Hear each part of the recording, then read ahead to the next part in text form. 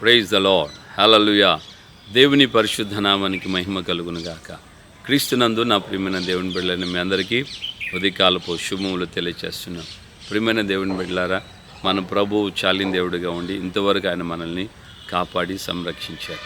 So ఆయన యొక్క ఉన్నతమైనటువంటి కృప చేత అనుదినము మనల్ని ఆయన కాపాడి సంరక్షించి దీవించి ఆయన నడిపిస్తూ వస్తున్నారు. అందుకు దేవునికి మనం హృదయపూర్వకంగా కృతజ్ఞతాస్తుతి చెల్లింపబద్ధులమై ఉన్నాం.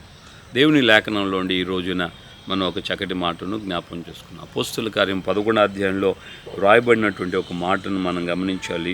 13వ వచనం 14వ వచనంలో రాయబడినటువంటి మాట. అప్పుడతడు, నీవు యొప్పేకు మనుషులను పంపి పేతురు అను మారుపేరు గల సిమోనును పిలిపించుము. నీవును నీ ఇంటి వారందరూ ఏ మాటల వలన రక్షణ పొందుదురో ఆ మాటలు అతడు నీతో చెప్పునని తన ఇంట నిలిచి తనతో చెప్పిన ఒక దేవదూతను చూచిన సంగతి మాకు తెలిపెను. దేవునికి స్తోత్రం, హల్లెలూయా. ఇప్పుడు ఇక్కడ చదవబడిన వాక్యంలో మనం గమనిస్తే దీన్ని కొంచెం బ్యాక్ మనం వెళ్ళినప్పుడు అక్కడ రాయబడిన మాటలు ఏంటంటే, కొర్నేలి ఇంటికి దావీదుడు పేతురు వెళ్ళాడు. కొర్నేలి ఒక అన్యుడు. సో శతాధిపతి, అన్యుడైనటువంటి శతాధిపతి అయిన ఇంటికి, కొర్నేలి ఇంటికి ఈ యొక్క పేతురు గారు వెళ్ళారని కొంతమంది యూదులు అభ్యంతరం వ్యక్తపరిచారు. సో అక్కడ మనం యూదులు అన్యులతో సాంగత్యం చేరన్న విషయాన్ని కూడా పేతురు గారే కొర్నేలి ఇంట్లో ప్రవేశించినప్పుడు చెప్పాడు. అంటే నువ్వు వెళ్ళి అన్యులతో సహవాసం చేసావు, ఇది ధర్మం కాదు కదా, ఇది పరిశుద్ధత కాదు కదా అన్నట్లుగా ఆ యొక్క యూదులు అందరూ కూడా నిష్ట కలిగిన యూదులు, వీళ్ళు రక్షణ పొందిన వారైనప్పటికీ నిష్ట కలిగి ఉన్నారు. యూద సంబంధమైనటువంటి ఆ పూర్వపు నిష్ట ఏదైతే ఉందో అది కలిగి ఉన్నారు. అందువలన పేతురు మీద వారు నేరం మోపుతూ, నువ్వు అన్యుల ఇంటికి వెళ్ళావు అని, ఆ విధంగా వారితో ఎందుకున్నావు, వాళ్ళతో ఎందుకు కలిసావు, వాళ్ళ ఇంట్లో ఎందుకు కూర్చొని భోజనం చేసావు, ఇట్లా ఆయన మీద నేరం మోపారు. నేరం మోపినటువంటి సందర్భంలో ఈ పేతురు గారు వివరణగా చక్కగా చెప్తున్నాడు. అసలు జరిగిన సంగతులు అంటే ఏంటో ఇవన్నీ చెప్తున్నాడు. ఈ వచనాలు 13, 14 వచనాలు ఇప్పుడు మనం చదువుకున్నాం కదా. ఈ వచనాల్లో ఆయన అంటాడు, తన ఇంట నిలిచి తనతో మాట్లాడిన దేవదూతను అతను చూచాడు. ఆ చూచిన సంగతి మాకు తెలియజేశాడు. ఆ దేవదూత ఏం చెప్పింది? నీవును నీ ఇంటివారు ఏ మాటల వలన రక్షణ పొందవలనో ఆ మాటలు అతడు నీకు తెలియచేస్తాడు. దేవునికి మహిమ కలుగును గాక, హల్లెలూయా. ఈ రోజున మనం అనేకుల యొక్క సేవకుల నోట నుండి వచ్చే మాటలు ఎలా ఉంటున్నాయి, ఎలాంటి మాటలు మాట్లాడుతున్నారు, ఎలాంటి మాటలు చెప్తున్నారు, మనం గమనిస్తే చాలా భిన్నంగా కనబడుతుంది. చాలా భిన్నంగా వారు రకరకాలుగా ఊరికే రక్షణ పొందవలసినటువంటి మాటల కంటే కూడా, రక్షణ గురించినటువంటి ఆ యొక్క వచనాల కంటే కూడా, దేవుడు నిన్ను ఆశీర్వదిస్తాడు, ఇదే పాటలు, దేవుడు నిన్ను దీవిస్తాడు, దేవుడు నిన్ను ఆశీర్వదిస్తాడు, నిన్ను, నీ కుటుంబాన్ని, నీ పిల్లల్ని, నీకు కలిగిన సమస్తాన్ని వర్ధిలింపజేస్తాడు, అది ఇది అని చెప్పి ఇక ఎక్కడెక్కడ దేవుని లేఖనాల్లో ఆశీర్వాదాల గురించి ఉన్నాయో ఆ మాటలే చెప్పుకుంటా జనాల్ని వాళ్ళు ఉన్న స్థితి నుంచి వారిని బయటికి తీసుకురావట్లేదు. కానీ నువ్వెక్కడున్నా పర్లేదు, దేవుడు నిన్ను ఆశీర్వదించేస్తాడు, నువ్వెవరైనా పర్లేదు, నా దేవుడు నిన్ను దీవించేస్తాడు. ఈ మాటలు చెప్పి జనుల్ని మభ్యపరిచి ఏమంటున్నారు, నాతో సెల్ఫీ తీసుకుంటే 10,000 ఇస్తే నీకు సెల్ఫీ ఇస్తాను, 10,000 బట్టి నువ్వు దేవుడు నిన్ను ఆశీర్వదించేస్తాడు, నీకు ఉద్యోగం మంచి వస్తుంది, నీ పిల్లలకి పెళ్ళి అయిపోతుంది, నీ పిల్లలకి పిల్లలు పుడతారు.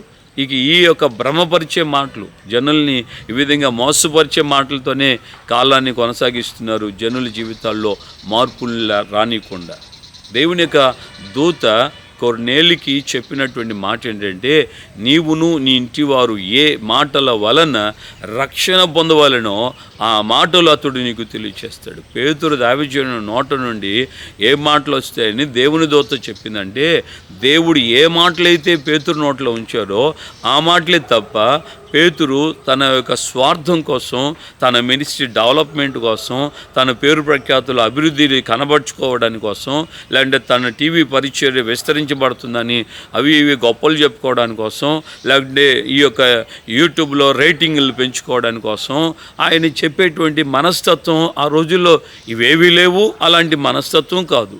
ఆయన ఆ రోజున దేవాలయపు గుమ్మం దగ్గర కూర్చున్నటువంటి ఆ యొక్క కుంటివాడితో కూడా ఏమన్నాడు, వెండి బంగారాలు మా దగ్గర లేవు అని అన్నాడు. అంటే ఆయన యొక్క ఉద్దేశంలో వెండి బంగారాలతో మాకు పని లేదు. అప్పటికే మనం గమనిస్తే దేవుని యొక్క లేఖనంలో మనం చూస్తున్నాం. 5వ అధ్యాయం నుంచి మనం 4వ అధ్యాయం ఆఖరి 5వ అధ్యాయం ప్రారంభంలో మనం చూస్తున్నాం.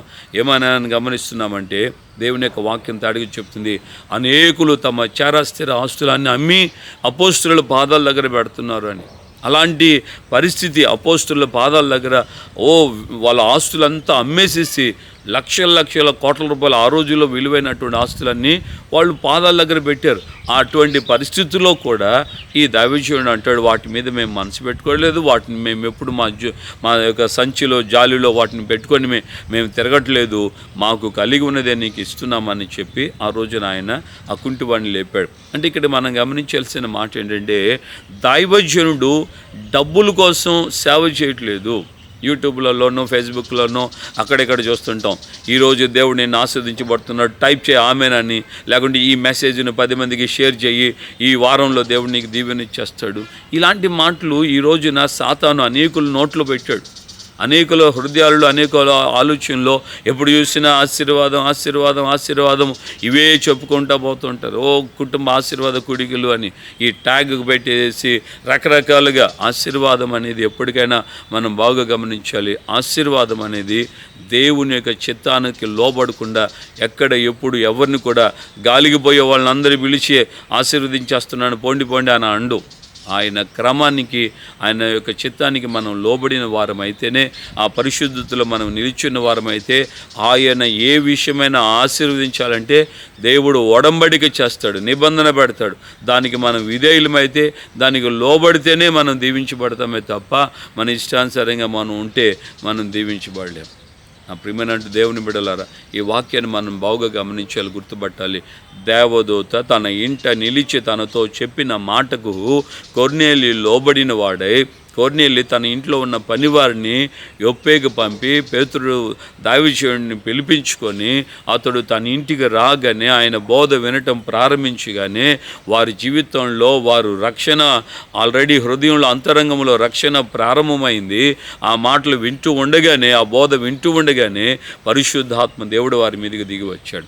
దేవుడు ఆ అపోస్తుల కార్యం ప్రారంభంలో అపోస్తులందరూ 120 మంది మేడగేద మీద ఏ విధంగా ఆ పెంతుకొస్తు రోజున పరిశుద్ధాత్మ అగ్ని అభిషేకంతో అన్ని భాషల వరముతో వారు నింపబడి నడిపించబడ్డారో ఆ విధమైనటువంటి అభిషేకం కొర్నేలి ఇంట్లో కూడా, కొర్నేలి ఇంటి వారికి మాత్రమే కాదు, కొర్నేలి ఇంటి వారికి, కొర్నేలి బంధువులకి, కొర్నేలి స్నేహితులకి, తనతో పాటు తన ఇంట్లో ఉన్న ప్రతి వారు కూడా ఆ అభిషేకంతో వారు నింపబడిపోయారు, అభిషేకించబడిపోయారు. దేవుడు వారిని ఆ విధంగా దీవించాడు. దేవునికి మహిమ కలుగును గాక. హల్లెలూయా. ఇక్కడ నేను 2 విషయాలు మీకు జ్ఞాపకం చేస్తున్నాను.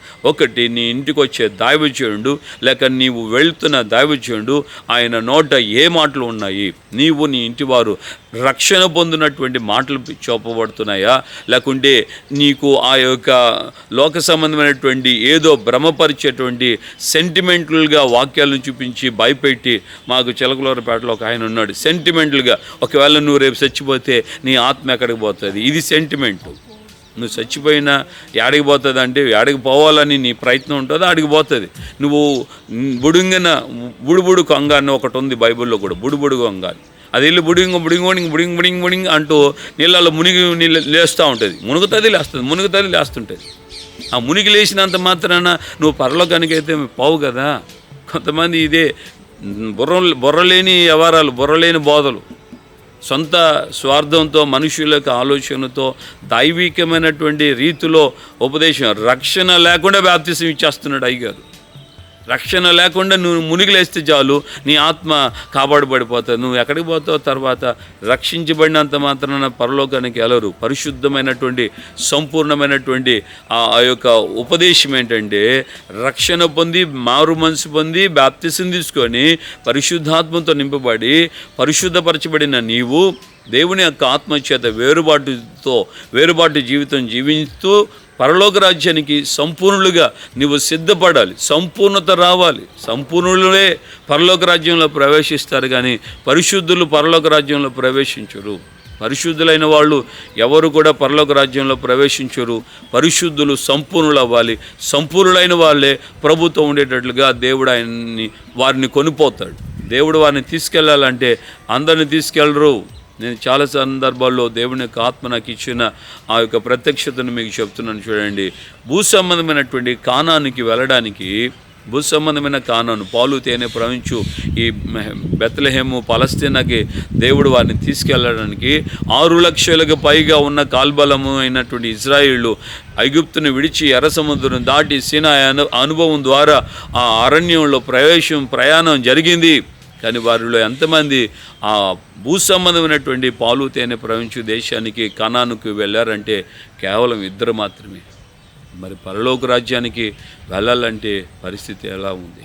పరలోక రాజ్యంలో ప్రవేశించాలంటే ఇంకెంత భక్తి అవసరం, ఇంకెంత నీతి అవసరం, ఎంత సంపూర్ణత అవసరం, ఎంత అనుక్షణము దేవుని ఆత్మచేత నడిపించబడటం అవసరం. రోమాపత్రికలో దావీదు పౌలు గారి మాట అంటున్నాడు, ఎందరో దేవుని ఆత్మచేత నడిపించబడతారో వారు అందరూ దేవుని కుమారులు అనబడతారని. మరి దేవుని కుమారులు అనబడేటట్లుగా దేవుని ఆత్మకు మనం అప్పగించుకొని మనం నడిపించబడాల్సిన వారమే, కానీ మన ఆత్మతో మనం నడిపించబడే వాళ్ళం కాదు. ఈ విధంగా మన జీవితాలు మార్పు చెందాలి. దేవుని యొక్క ఆత్మ మనకి ఇక్కడ 2 విషయాలను జ్ఞాపం చేస్తున్నాడు. ఒకటి, నీ ఇంటికి వచ్చినటువంటి దావీదు నోట ఏ మాటలు ఉండాలి? రక్షణను, నీవు నీ ఇంటి వారు రక్షణ పొందుటకు కారణమైన మాటలు అతని నోటి నుండి నువ్వు వింటావు. ఆ విధంగా నేను లోబడి విధేయత చూపించి దావీదు పేతురుని తన ఇంటికి పిలిపించుకొని దేవుని యొక్క ఆత్మ తనకు బోధించినటువంటి ప్రకారంగా కొర్నేలియు దీవించబడ్డాడు, రక్షించబడ్డాడు. వారి ఇంటి వారందరూ ఆ గడిలోనే బాప్తిసం పొందారు, దేవునిలో ఏకపరచబడ్డారు. మరి ఈ రోజున నీవు వింటున్న బోధ, నీ యొక్క సేవకుడు ఎలాంటి వాడు? ప్రార్థన చేసుకో, దేవుణ్ణి అడుగు, దేవా ఆ విధమైన పరలోక రాజ్యంలోకి నేను చేరడానికి ఉపయోగకరమైన ఉపదేశంలోనే, ఆ బోధలోనే నేను నిలబడి ఉండేందుకు నాకు సహాయం చేయండి అని దేవుని నువ్వు అడిగినట్లయితే నిత్యముగా ఆయన నీకు సహాయం చేస్తాడు. ప్రార్థన చేసుకుందాం. ప్రేమగల తండ్రి, మీకు వందనాలు. ఈ ఉదయకాలం మందు మాతో మీరు మాట్లాడిన మీ అమూల్యమైన వాక్కుకై స్తోత్రాలు. ఆ రోజున కొర్నేలి ఆయన మీ ద్వారా, మీ దేవదూత ద్వారా అయ్యా తన ఇంటిలో నాయన ఏ విధంగా ఆయన నిలిచి అయ్యా ఎవరిని పిలవాలో, ఎలాంటి మాటలు ఉంటాయో, ఆ దైవజనుడు ఎలాంటి వాడో దేవదూత ద్వారా తెలియబడిన తర్వాత కొర్నేలి ఆలస్యము చేయక, తడువు చేయక, లోబడి విధేయత కనపరిచి, ప్రభా మీ చిత్తానుసారంగా తన ఇంటికి దైవజనుడు పేతురుని పిలిపించుకొని ఆయన రాగానే ఆయన నోటి నుండి వచ్చినటువంటి ప్రతి మాటను అయ్యా శ్రద్ధగా, ఆయన ఒక్కడే కాదు, ఆయన ఇంటివారు, ఆయన బంధువులు, రక్త సంబంధికులు, స్నేహితులు అందరూ కలిసి అయ్యా దైవజనుడు పేతురు మాట్లాడుతుండగానే పెంతెకొస్తు పండుగ అనుభవం వారు అనుభవింపచేశారు, వారు అనుభవం పొందారు. అలాగే ఈ రోజున ఈ మాటలు వింటున్నటువంటి నీ బిడ్డలకు జీవితాల్లో ఏ బోధలో ఉండాలి, ఏ బోధ మనకు అవసరమైంది, ఎలాంటి మార్గాలు మేము నడిపించబడాలి, ఏ సేవకుడు మనకు అవసరము అన్న విషయాలు తెలుసుకుంటూ నీ బిడ్డలు తమ జీవితాలను ముందుకు సాగించుకోవడానికి సహాయం చేయండి. కృపతో నింపండి. నిత్యమైన రాకడి రాజ్యానికి సంపూర్ణంగా మేము సిద్ధపడినట్లుగా సహాయం చేయమని యేసయ్య పరిశుద్ధ నామములో ప్రార్థన చేసి పొంది ఉన్నాము తండ్రి, ఆమేన్. మన ప్రభువైన యేసుక్రీస్తు కృపయు, తండ్రి అయిన దేవుని ప్రేమ, పరిశుద్ధాత్మిక అన్యోన్య సహవాసం, సమాధానం ఇప్పుడు ఎల్లప్పుడూ సకల పరిశుద్ధులకు మనకును ప్రభు రాకడ వరకు కృపతోడే ఉండి నడిపించునుగాక. ఆమేన్, ఆమేన్, ఆమేన్. హల్లెలూయా. ప్రభుపేట అందరికీ వందనాలు తెలియచేస్తున్నాను. నిశ్చయముగా మనమందరము ఏ బోధలో ఉండాలి, ఏ సేవకుడితో మనం సహవాసం కలిగి ఉండాలని దేవుని ద్వారా మనం బోధించబడుతూ ఆ మార్గాల్లో మనం సంపూర్ణంగా పరలోక రాజ్యానికి వారసులమైనట్లుగా సిద్ధపడదాం. కృప మనందరికీ తోడుగా ఉండును గాక. ఆమేన్.